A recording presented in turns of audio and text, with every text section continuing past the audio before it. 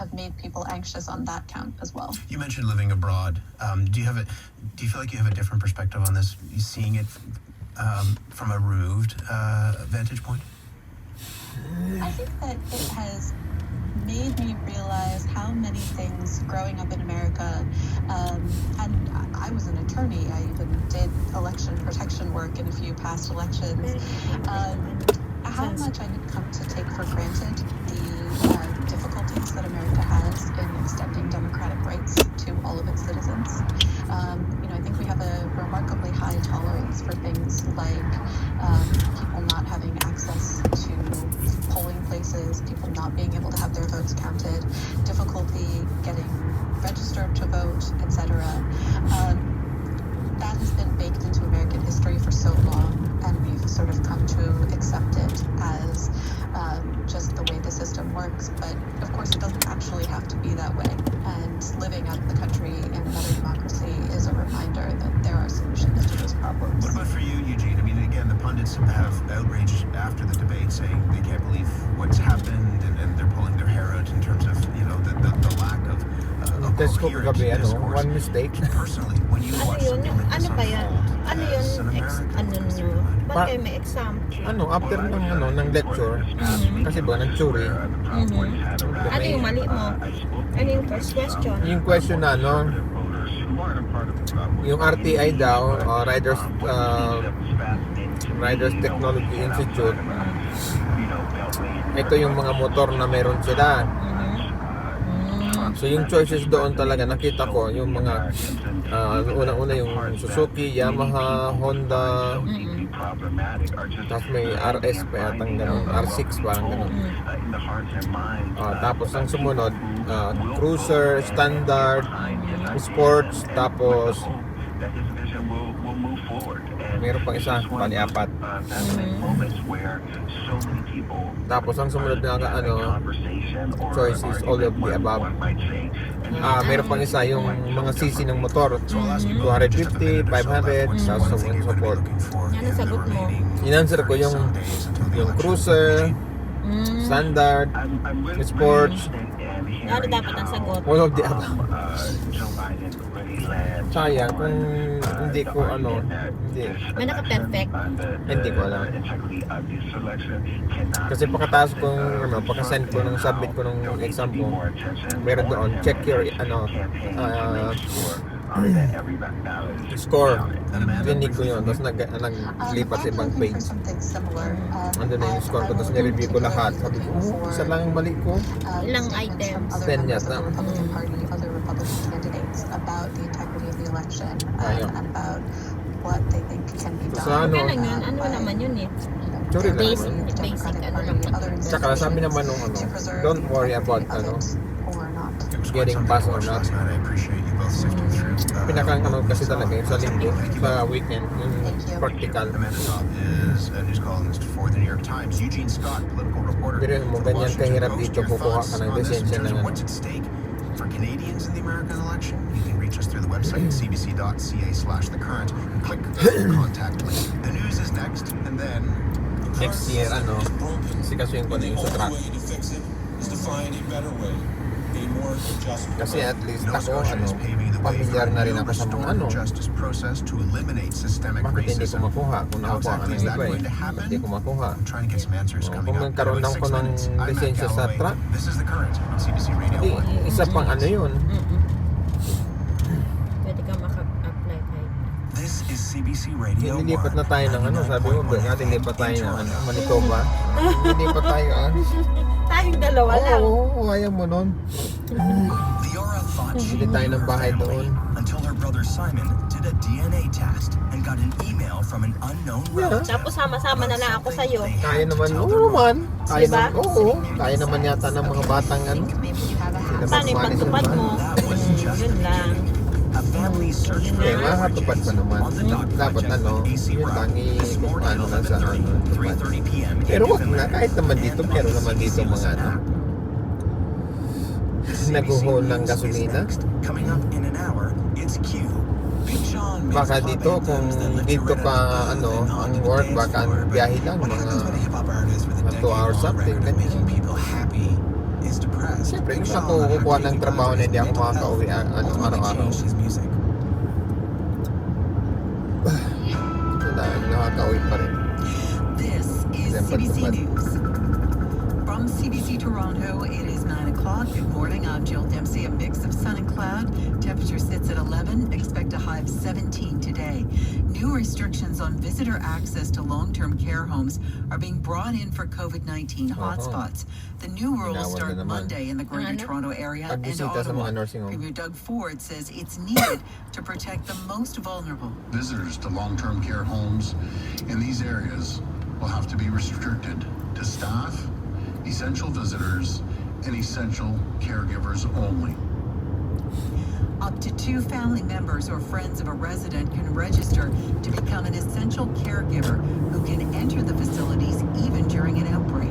Ontario plans to spend more than $500 million to protect long-term care homes this fall, but there are worries that important strategy is missing from the plan. Advocates say the province must do more to inspect homes and enforce safety regulations.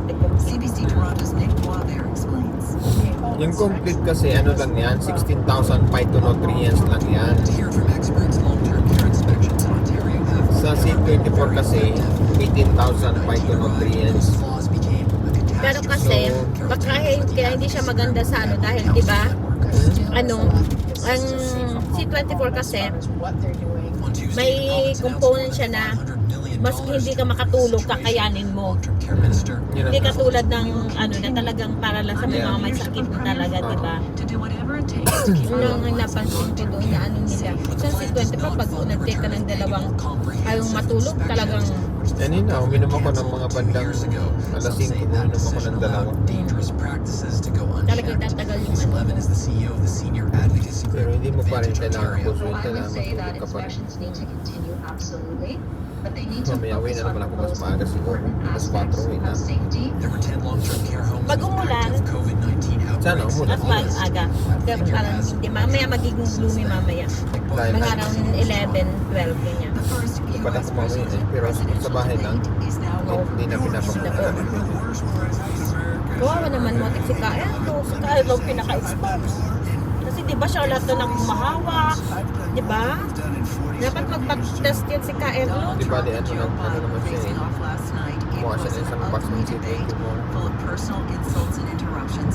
The debate focused on 6 topics, including the coronavirus. He knew this was happening, knew how Diyan ka magtatrabaho ngayon sa baba, basement. Sa labas pa rin. He's Labas on pa rin. record as saying he panicked or he just looked at the stock market. One of the two, because guess what? Yung sa M Global pala mo, pagka 6 months na wala kang activity, pwede palang lumipat sa ibang group. Talaga. Yeah. Parang gusto mong kausapin si Joseph na palipat ako sa isang sa mga grupo niya. Kay, ano ka, Dinard, usapin mo, para ma-active si Dinard eh. Kasi hindi na pinaka, ano niya eh. The U.S. Vice President Right hand lata na nila. Nag-aasikaso dyan sa ano. Dito sa Bicol. Si Dinard. Kasi si Joseph Lim yata sa Manila eh, nag-stay. Kasi di ba yung ano niya, Manila niya. Kaya lang ano eh, yung nakita ko man sa mga post niya, para siyang hindi, iba na ang ano niya, iba na ang sinasamba niya, para na siyang kumano sa alien. Sino? Si? Si JL. Si? Joseph Lim. Sa alien? Oo, ang post niya eh, talagang ano niya yung alien. Ano na sila, parang kasi ano yan, may something kasi yan eh, Parang si ate ano? na Ate Nena.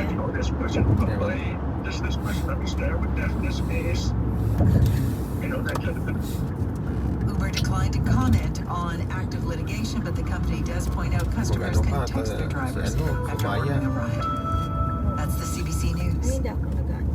Pahinga ako. Weather forecast now for Toronto, mainly cloudy, 60% chance of showers with the risk of a thunderstorm this afternoon. High Nandiyan na ba yung 17. baby? Tonight cloudy, Sino 60% nag-alaga? chance of showers Si ano? this evening and after midnight. Risk risk of a May ulan. Baka yung thunderstorm early this kapatid evening niya na with a hindi low dyan. of 10 degrees. For Wala din Peterborough, the tigil. Kawarthas rain Maski ending saan this pumunta morning, dala, sabi then ko, cloudy may with a kausap sa 60% chance of showers. Risk adik of a ko man mo. thunderstorm this afternoon, high 15. Tonight, cloudy, 60% chance of showers. Risk of a thunderstorm. Ang lakas naman ang nilagay yung Good morning, I'm Matt Galloway. You're dito listening to sa The mga Current. damit. Sobrang man ang daon niya yung nilagay. Masurangan na sa ano. Dapat konti lang. Hindi ganyan katapang. Walang hiya na yung gago na. Still to come, a couple of real-life caped crusaders stop by to share why superheroes don't just exist in the pages of comics anymore. Kasi ako But naglagay first, na performing justice in Nova Scotia.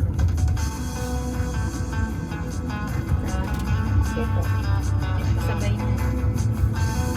Dapat konti lang. Tuwan-tuwa si Maya pa nakakita ng fire truck. Saka yung malaking basmote. Tuwan-tuwa siya. For many reasons, it's difficult for me to stand here and say our justice system is not just. But for those of us of white privilege, we have for too long failed to hear and respond to the call for change. We aren't profiled because of the color of our skin. We aren't automatically a suspect because of the color of our skin. And we aren't assumed guilty. But this is happening to people in our communities. I want you to know I hear you, I see you, I believe you, and I am sorry. That's the Premier of Nova Scotia, Stephen McNeil, apologizing for a justice system he says discriminates against Black and Indigenous Nova Scotians, and is promising to change it. As the Premier said, it is discrimination that many Nova Scotians have felt firsthand. Trayvon Clayton is 22 years old, a student at St. Mary's University in Halifax, and he grew up in the predominantly Black community of Uniacke Square in Halifax's North End. Trayvon, good morning. Good morning. What did you know about the police when you were young? I used to think they were pretty cool. It was interesting. I wanted to be a police officer. Whenever I would see the lights flash, I would chase after them and just see how they worked and what they would do. It was pretty cool. When did that change for you? It all changed for me after my incident when I was 16 years old. What happened then? I was at a party in the south end of Halifax, down by St. Mary's University. So that's kind of like the wealthy area of Halifax. The party got shut down by the police, and so I was leaving by myself, and a police officer approached me with his vehicle, told me to get on the sidewalk, but I was walking at my own pace, wasn't drunk, wasn't high, didn't smoke or didn't drink. And so as I'm walking towards the sidewalk, he tells me to hurry up. So I'm just thinking, like, I don't have to hurry up because I didn't do nothing wrong. I didn't bother no one, didn't harass no one. And then he gets out the vehicle, grabs me, put me in the chokehold, slams me to the ground, puts his knee to the back of my neck, and just pins me to the ground and puts me in handcuffs and chucks me in the back of his police car. So at the time, I was thinking, like, trying to think of everything. Literally, what did I do wrong? What's going on? Why am I in handcuffs in the back of a police car? And then he put me up for assault and put me up for resisting arrest. And I was 16 at the time. I played basketball, and I was just thinking my basketball career was over. But good thing my parents knew officers who knew about me and knew of me, so it got everything cleared, and I got an apology.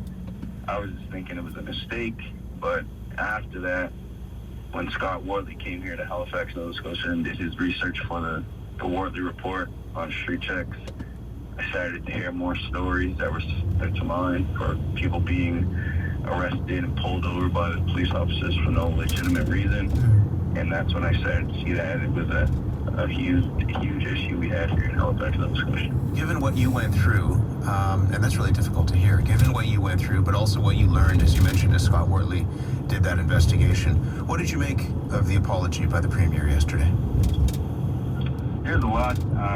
Thinking of it, it can be good, it can be bad. I know he's stepping down from that position soon, so it makes me wonder, is he saying that and making promises because he's stepping down from that position? Will he follow through? I guess you just got to take what you can get for now until you see change. Action speaks louder than words, so I really got to see the results out of what's being said by the Premier.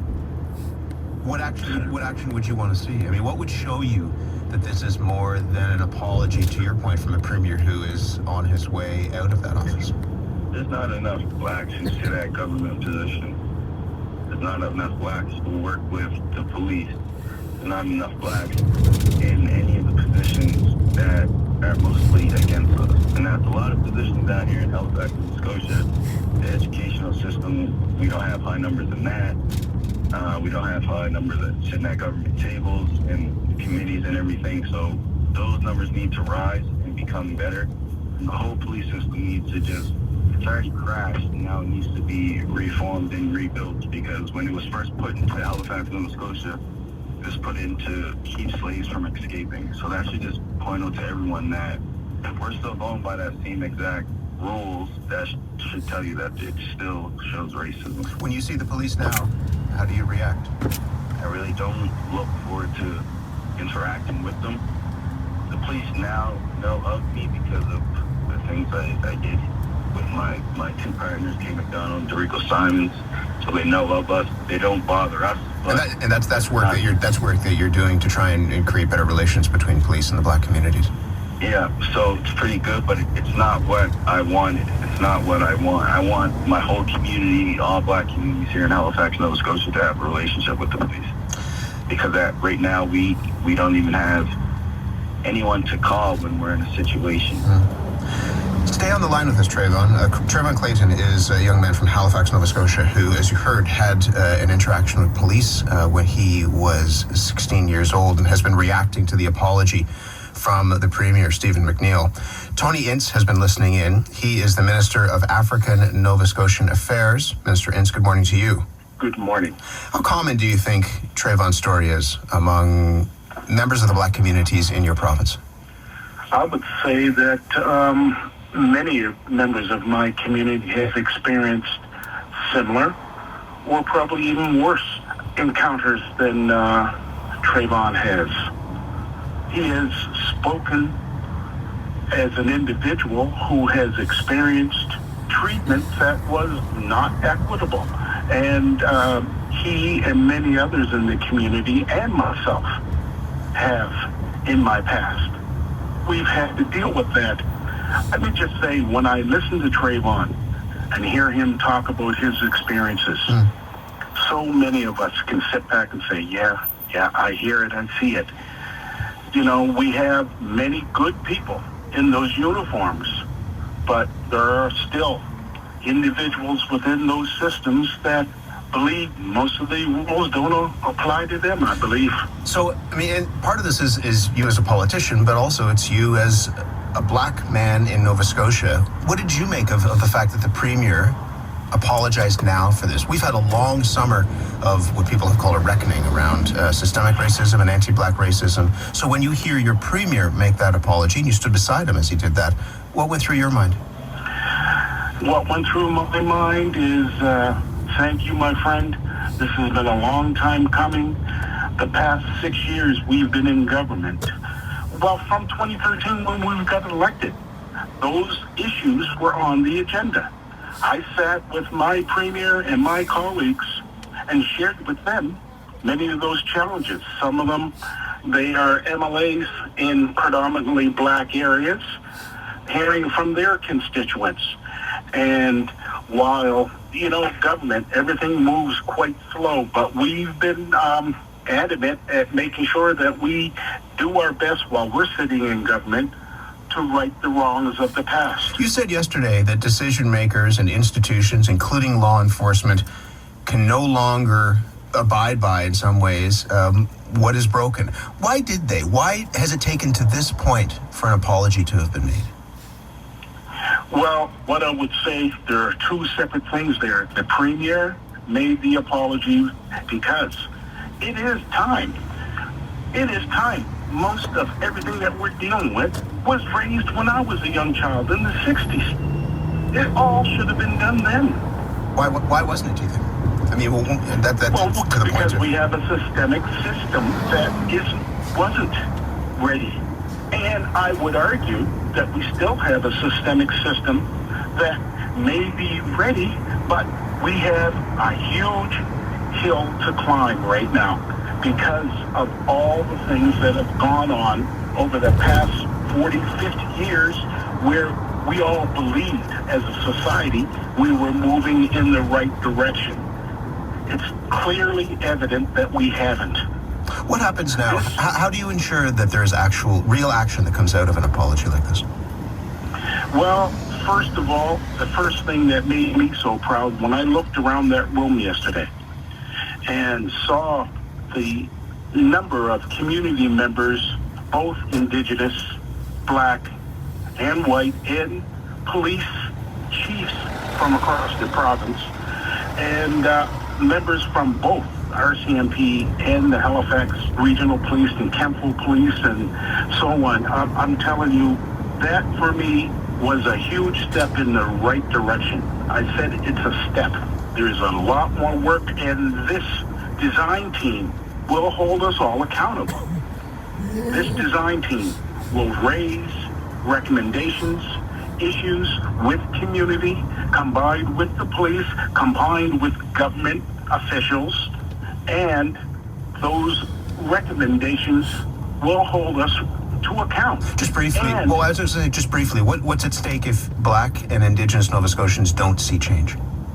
What's at stake? We're looking at the same thing going over, and we could be looking at a boiling point. You never know. We're talking about people's lives. We're talking about livelihoods. We're talking about a way of life that many people have lived, and that life that they've lived wasn't, quite honestly, the same as many other people in our society who have lived a life that for them was, I'm looking for the right word, balanced, carefree. I'm not sure what the words are, but it's not equitable. And that's all it is. All we want is to be treated the same as everyone else. Tony Ince is the Minister of African Nova Scotian Affairs. Trayvon Clayton has been listening in from Halifax. Trayvon, what do you make of what the Minister has said about where this goes from here and why this apology is important now? There's a lot behind the apology. So, like I said before, actions speak louder than words. You have to back yourself up with this apology. When we had the new chief of Halifax for the Halifax Regional Police, he came here, made an apology, and now he has to back himself up. He has to build trust with the communities, and so I'm expecting the Premier to make those new recommendations and everything, and I'm expecting him to back up his apology. Apology means a lot to people, but it don't mean nothing if you're not standing for your word. What would you say to Tony Ince? He's listening now. What would you say to him? What would I say to Tony? I know Tony Ince, personal level. I've seen him before. I view him as a Black individual before I view him as his government position. And he knows what is going on is wrong, so Tony is looking to help and do what he can do with the Premier.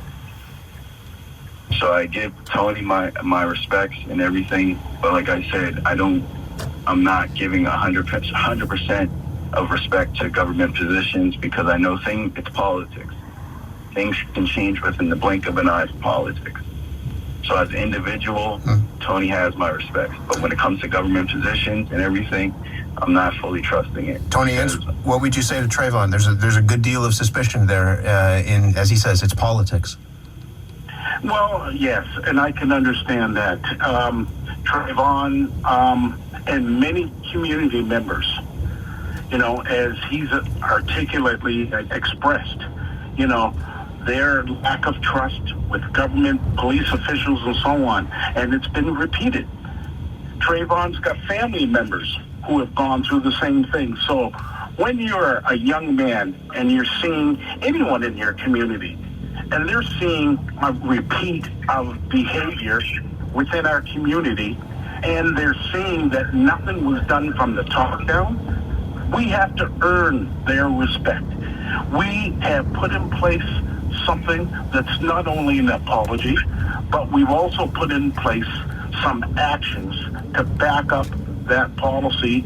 And all I can say to Trayvon and many community members, that my colleague and friend, the Premier, is legit. He meant it, and he is not one who has, from the beginning that I've been on this journey with him, he has tried his best to understand our position, and he has done a great job in putting forth policy, procedures, reviews to look at the behavior so that we all in this province, all people, can see themselves in the institutions that are reflecting them. It is people like Trayvon Clayton who will hold you and your government to account. Tony Ince, it's a pleasure to have you on the program. Thank you very much. Thank you. And Trayvon Clayton, thanks again. Thank you. Trayvon Clayton lives in Halifax, Nova Scotia. Tony Ince is the Minister of African Nova Scotian Affairs.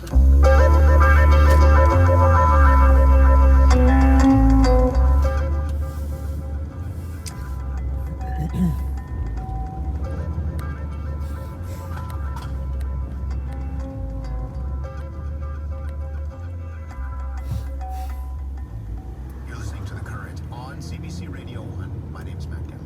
They're telling me who doesn't have children that I can't go to a bar or a restaurant, and then having children in classes of 25 or 30 people not wearing masks. I don't think that someone's mental health requires going to a bar or a restaurant, whereas education and gym should stay open. As a long-distance truck driver, my concern is basically having to go on the search to try and find something that's open where you can eat and something where there's a toilet available.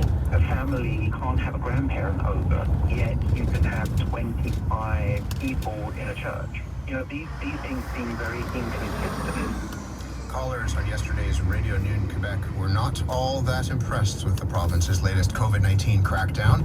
In Montreal and Quebec City, starting tomorrow, residents will go a month without meals in restaurants or visitors to their homes.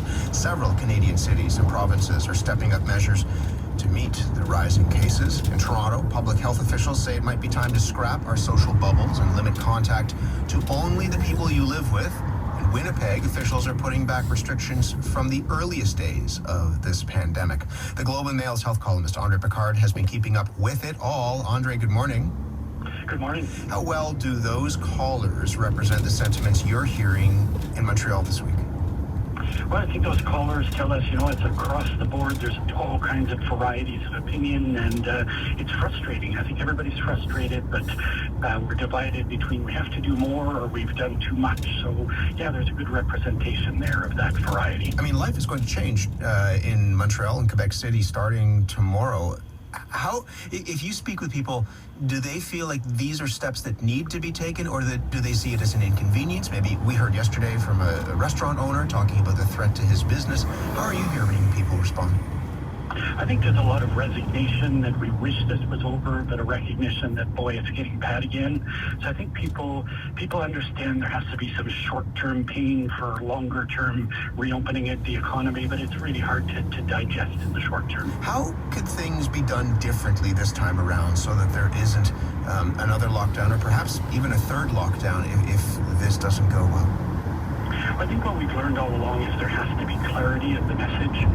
What's the goal? I think what Quebec has done better this time around is the Premier is very clear. He said our objective is to protect schools.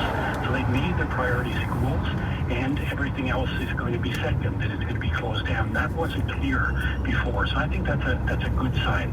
And contrast very much with Ontario, which is, it's not clear what Ontario's goal is. To keep schools open? Is it to protect businesses? There has to be a message there to the public so they can understand why they're making these sacrifices. Well, to your point around clarity of message, in Toronto, the Chief Medical Health Officer, Dr. Eileen Davila, is calling for the end of social bubbles, especially now that kids are back in school.